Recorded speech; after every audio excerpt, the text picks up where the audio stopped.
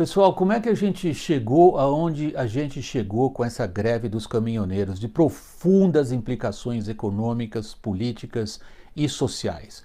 Eu acho que é muito importante a gente tentar entender o que aconteceu, inclusive para a gente tentar eventualmente formular algumas ideias de como é que a gente pode sair dessa situação que é grave, perigosa e delicada. A minha ideia nesse vídeo especial é recuperar um pouco do que foi discutido no último programa Painel WW, que está no ar desde sexta-feira.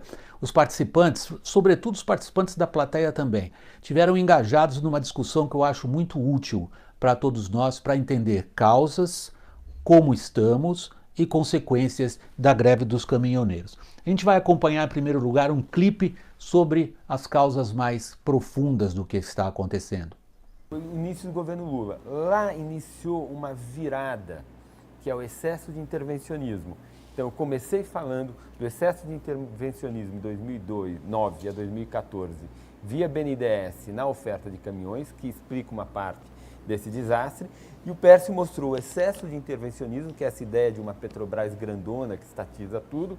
E tem um terceiro elemento, que é a ressaca dos erros, ou seja, a gente nas vacas gordas, a gente ficou subsidiando demais e quase que quebramos a Petrobras. Ao dessa história, né, o frete caiu há muito tempo, porque a gente artificialmente aumentou a oferta de caminhões. O que é artificialmente?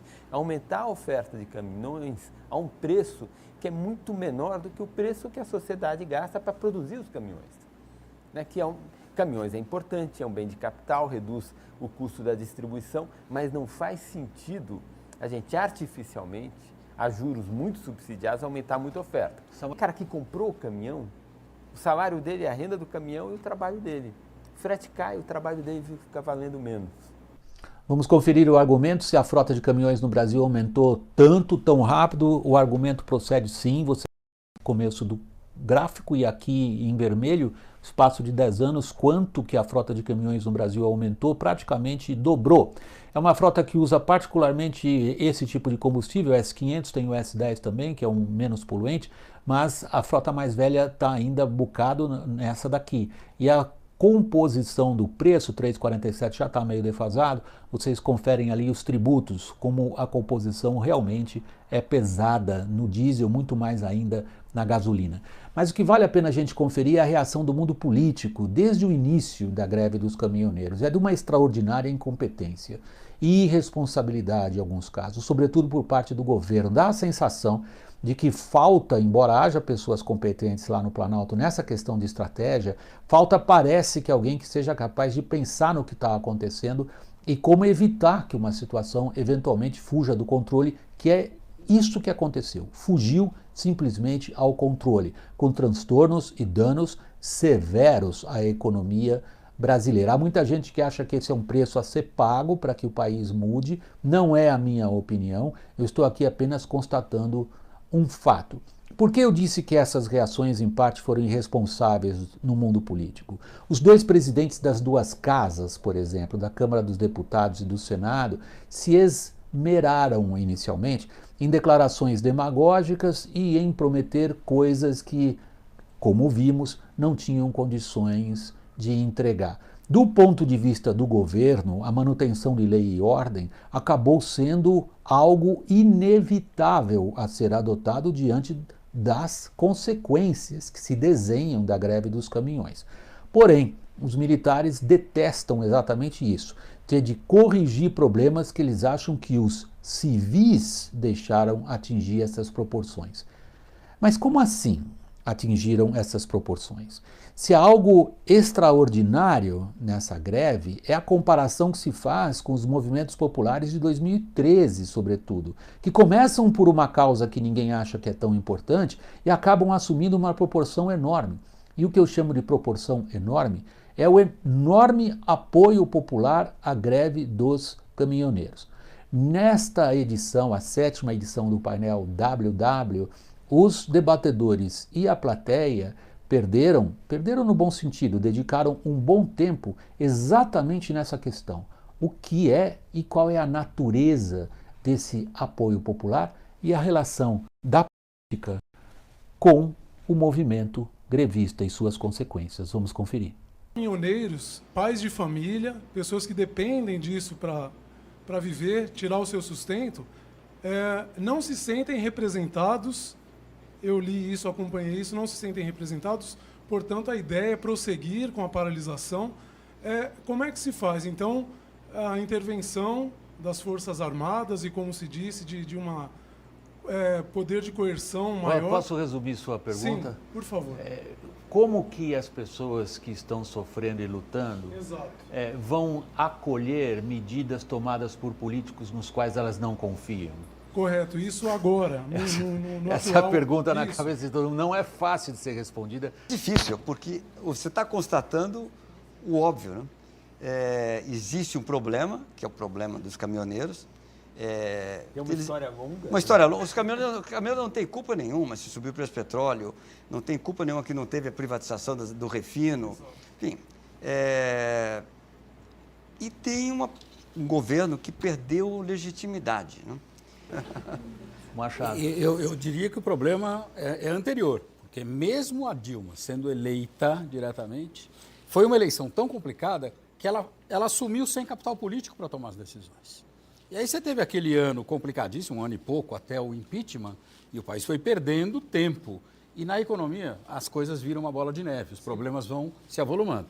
Samuel? Se chegar até o fim do ano do jeito que tá bom demais. A resposta do Machado tem a nota otimista. Ele lembrou do processo de 2014, em que a gente escondeu do eleitorado a situação do país.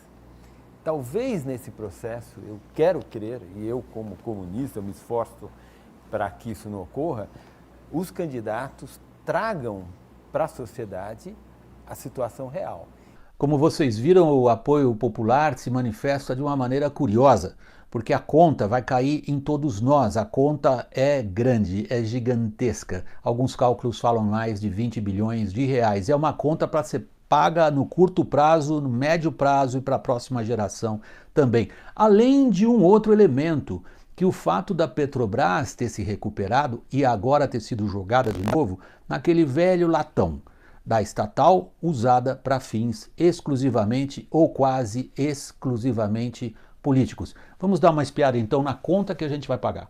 Eu acho que essa questão do caminhoneiro, o que parece que vai se fazer, a conta vai para a viúva, né? Vai virar ou aumento de dívida pública, ou aumento de carga tributária, ou um pouquinho dos dois, né? Aparentemente. O que foi muito interessante nessa 7ª edição do painel WW, sobretudo do ponto de vista do que está embutido nas perguntas feitas pela plateia de jovens estudantes, é que essas perguntas refletem boa parte do que as pessoas têm na cabeça quando elas imaginam o que poderia ser feito ou o que deveria ser feito para tentar, de alguma forma, encontrar uma solução para a greve dos caminhoneiros e as suas consequências. Esse clipe é um pouquinho mais longo, mas ele reflete, na minha forma de pensar na discussão desse último painel, muito do que vai na cabeça das pessoas. Vamos conferir o que elas acham que podem ser as propostas e, sobretudo, as dúvidas que elas têm. A reforma tributária que eu acho que deveria fazer, na direção de imposto sobre valor adicionado, do ponto de vista do caminhoneiro, certamente o preço cairia, porque todos os impostos que incidem sobre ele desapareceriam. Sou Júlio Machado, represento a Universidade 9 de Julho, curso de Ciências Econômicas. Em relação à reforma tributária, foi falado sobre a criação de um imposto com valor agregado. E qual é a sua posição em relação, por exemplo, à taxação das grandes fortunas? Vamos já pensar no próximo governo como uma forma tributária, taxando aí uma coisa que é bastante complicada, que são aqueles que têm o dinheiro. Olha, eu vou concordar com você primeiro, dizer assim, rico paga pouco imposto, ponto. É o chamado Estado Robin Hood das avessas. Dito isso, se você olhar os números, taxação de grandes fortunas gera pouca renda em qualquer lugar do mundo. A melhor maneira a fazer é tirar a isenção fiscal de rico. E eu queria saber se a privatização de estatais pode ser benéfica para a economia brasileira. Pergunta fácil. Essa é fácil. Sim. Sim. Samuel. Sem a menor dúvida. Não, a pergunta fácil, eu falei, não é para diminuir o valor da sua pergunta. Eu estou dizendo, a pergunta é uma das mais discutidas hoje em dia em política. Uma resposta breve em uma palavra, Samuel? Com certeza, né? Com certeza, Machado. Próxima pergunta. Assim, a gente começou discutindo o programa Greve dos Caminhoneiros, um dos motivos, dos problemas, é porque a gente não conseguiu colocar mais setor privado no setor de óleo e gás. Alguma possibilidade de os custos não serem repassados para a população, o governo assumir todas esses tributos, essas taxas, falar, eu vou bater no peito, eu vou assumir e garantir que a população não tenha nenhum custo a mais, além disso? A pergunta é crucial do ponto de vista de como a população está encarando a greve. Sim. Muita gente apoia os caminhoneiros dizendo que o governo é que tem que assumir essa conta. E o programa começou dizendo essa conta, quando o governo assume, cai no seu bolso, no meu, de todos nós. Mas é o que está no ar. Qual de vocês começa, Machado? Eu vou te falar uma frase de um jurisconsulto francês do século XVII ou XVIII.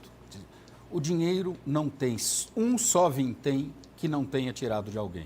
Ou seja, o governo não cria dinheiro não cai de árvore. Esse governo, o que ele faz? Ele administra um recurso que ele retira da sociedade, ou das pessoas físicas, ou das pessoas jurídicas, sob a forma de impostos, tributos, e aí ele tem que administrar. Não existe essa situação, eu boto no peito e eu toco. Ele não cria dinheiro, ele tem que trabalhar com os recursos existentes. Portanto, pode até fazer isso, dar uma de herói, tentar ganhar cacife político, mas isso é irreal, porque mais cedo ou mais tarde a conta chega. Vocês viram algumas das causas profundas, como a política reagiu mal ao que aconteceu, o tipo de apoio popular à greve dos caminhoneiros, o que vai um bocado na cabeça das pessoas de como poderia ser resolvido. Pelas respostas vocês percebem que nem sempre aquilo que a sabedoria popular acha factível é de fato factível na opinião dos especialistas. Agora, o que deixou os nossos debatedores particularmente preocupados, e a mim também, tem até um vídeo anterior falando exclusivamente sobre isso, é o medo de 2019. Vamos ver que medo é esse que eles têm. Vou retomar do ponto que eu levantei, nós estamos num ano de eleições. Se você pensar no que cada governador vai pegar em 1º de janeiro do ano que vem, você fica pensando, mas para que tem tanta gente disputando essas coisas? Para que eu quero ser governador? Porque das 27 unidades da federação, 4 ou 5 não estarão em situação muito difícil, mesmo com a lei de responsabilidade fiscal. Quer dizer, hoje o comprometimento dos recursos chega, em muitos casos, a casa de 90%, 95%. Quer dizer, o cara vai ter 5% para... O que aconteceu com a reforma da Previdência do Temer foi não é só que não passou, foi pior ainda. Porque os governadores resolveram falar, tudo bem, deixa a União fazer primeiro a reforma dela, e depois nós aprovamos nas nossas respectivas assembleias estaduais a nossa reforma. É politicamente conveniente, se você posterga o problema, mas é equivocado, porque o problema não é da União, o problema é de todos. É como vai ser governado, qual vai ser a plataforma, qual vai ser a agenda. E numa situação que a incerteza fica mais aguda, porque como você bem lembrou, o primeiro ano é crítico. Estamos todos no mesmo barco. Então, as reformas são de interesse de todos. Óbvio que a gente não sabe quem vai ser eleito em nenhum nível, né? Mas, racionalmente falando, são de interesse de todos. Consistência. Se a gente tem uma economia política complicada, tem um Estado que estruturalmente arrecada menos do que gasta, e não está claro para ninguém aqui, nem para ninguém no país, qual vai ser o acordo social que vai vigorar a partir do ano que vem, que vai estabelecer bases tributárias e reformas que vão cortar gasto numa certa combinação, para que a gente tenha um Estado que seja solvente. Seria bacana, seria bonito realmente se os políticos nessa campanha eleitoral dissessem a que vem e quais propostas a gente poderia discutir seriamente para resolver problemas estruturais profundos. A greve dos caminhoneiros é causa, é expressão de uma crise, isso que eu quis deixar claro para vocês, muito mais ampla, muito mais abrangente, e as soluções não estão à mão e não são fáceis. Elas vão exigir o que mais falta hoje no Brasil, que é capacidade de articulação política no sentido de lideranças, consenso, negociação, vontade de se sentar à mesa e encontrar soluções que fatalmente vão causar dor em todos nós. De certa maneira, nós brasileiros deixamos que as situações fossem se agravando. A gente tem um pouco essa mania assim, é bom a gente olhar no espelho e dizer para nós mesmos. A gente tem essa mania de empurrar um pouco as coisas para frente, ou empurrar bastante as coisas para frente. As consequências são essas. Uma greve como a dos caminhoneiros, ela mostra, sobretudo, que tipo de mentalidade reina entre todos nós neste país.